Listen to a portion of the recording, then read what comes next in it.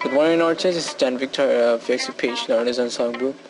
So in this video, I'm gonna complete the first set of the basic creation of Vexcel art in Photoshop. So from the basic line art, then we proceed dun sa basic coloring, and after noon, pumunta tayo sa minimal or yung basic shading. Okay, so let's open the output. This one. Okay, so last time finished shading the skin tone, no? So ngayon, proceed tayo sa siguro when regards to the eyes and the lips, madali na lang yan compared dun sa mukha, no? Okay, so proceed tayo dun sa eyes layer natin, the base color of the eyes, which is it's not a white, no? Okay, using pen tool, shape. Okay, so when looking doon sa original image, you can see yung nasa gitna is lighter than the color doon sa kanyang side. So, okay, so I'm just gonna create a shape here.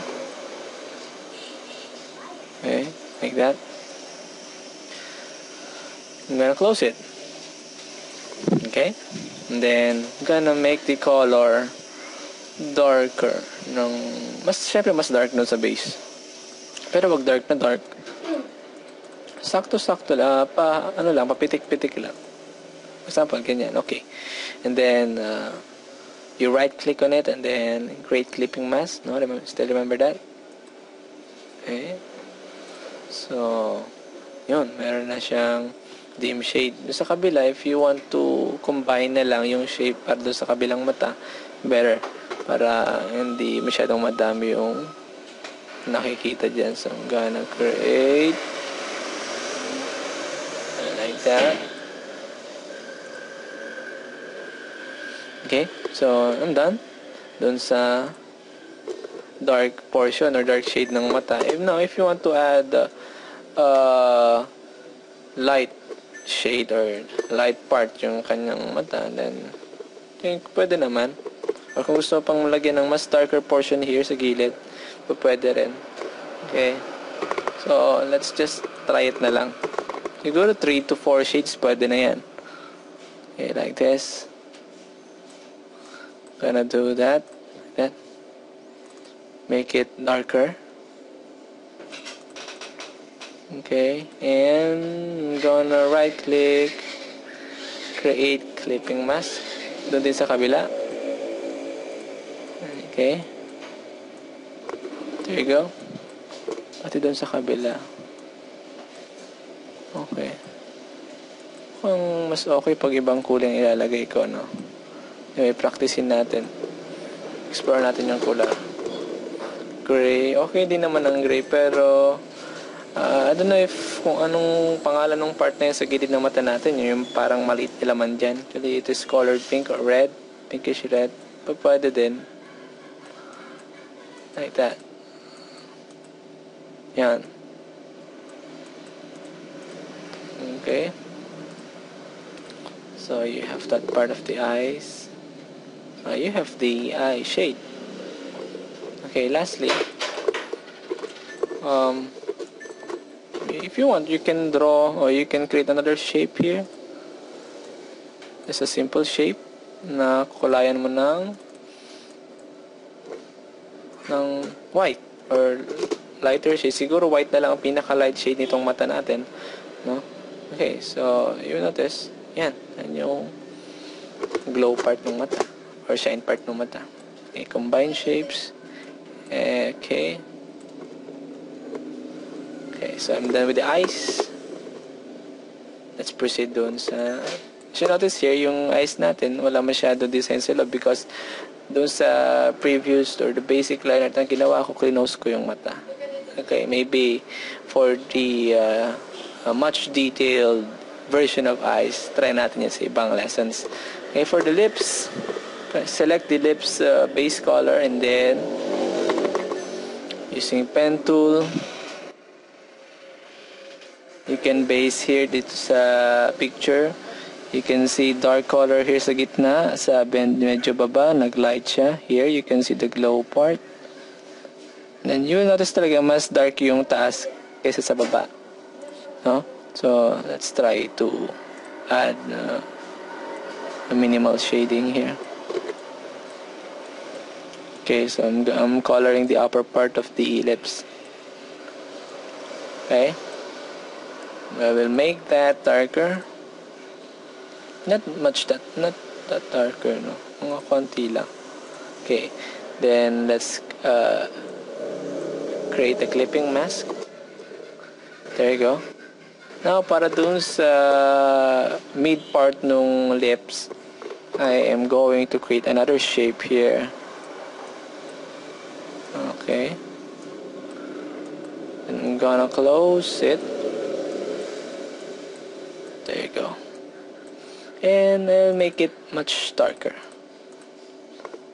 As you can see here, you know. And of course, gonna clip it. Create clipping mask. Okay. So if you want to change the color of the upper part, you make it darker pa kung gusto mo. Okay lang. There you go. Now here at the medyo babang part ng ating lips. Okay. You can create the light color or the light shade. Okay. So just throw it like that. Okay. Oops.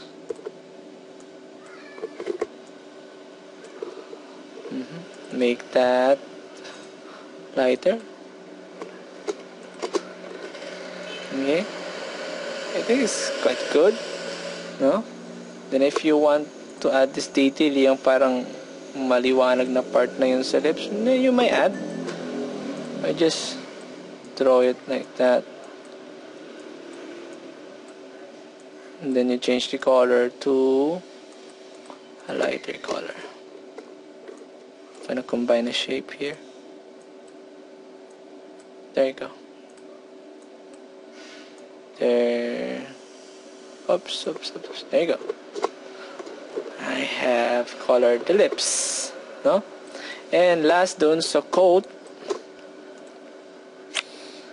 See this dark part here, dark, and konting dark dito sa kilid-kilid. Gawin na natin yan by selecting the base color of the coat, no? So, pansin talaga medyo mas madali itong mga malilit na parts na compared dun sa skin natin. Now, you can make the original picture enable para makita mo siya. And where's the coat layer na? Here you go. Using pen tool, you do shading here.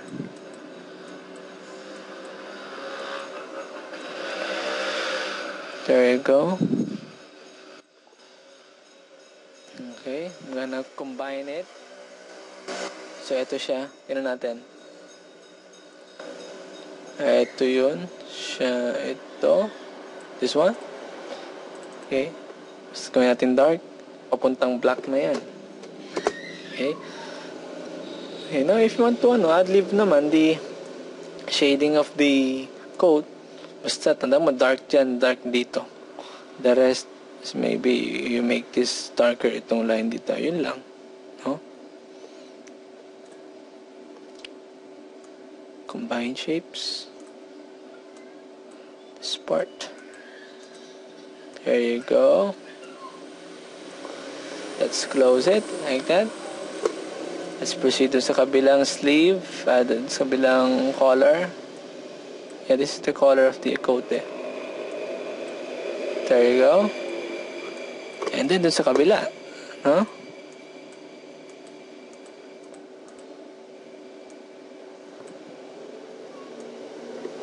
Okay.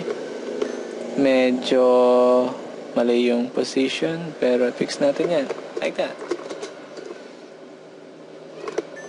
Okay, so lumampas siya doon. Pag natin lumampas siya, i-clip na natin siya. Right click, create clipping mask. There you go.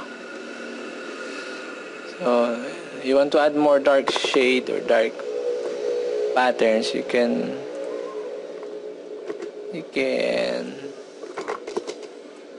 combine it here.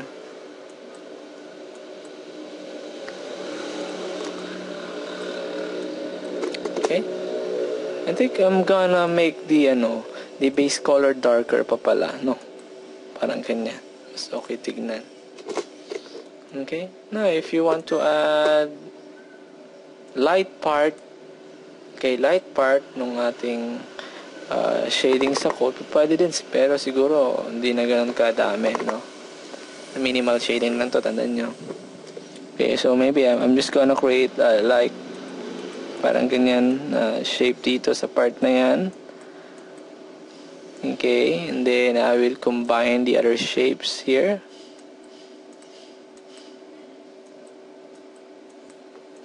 Okay, then this part, and where else? Here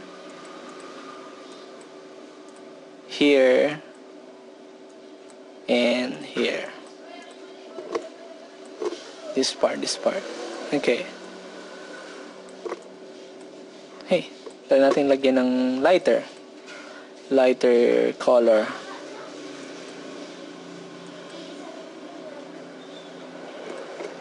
There you go. So I think it's not that bad. Okay, so ayun na, we're done dun sa ating first try na gumawa ng isang simpleng pixel art.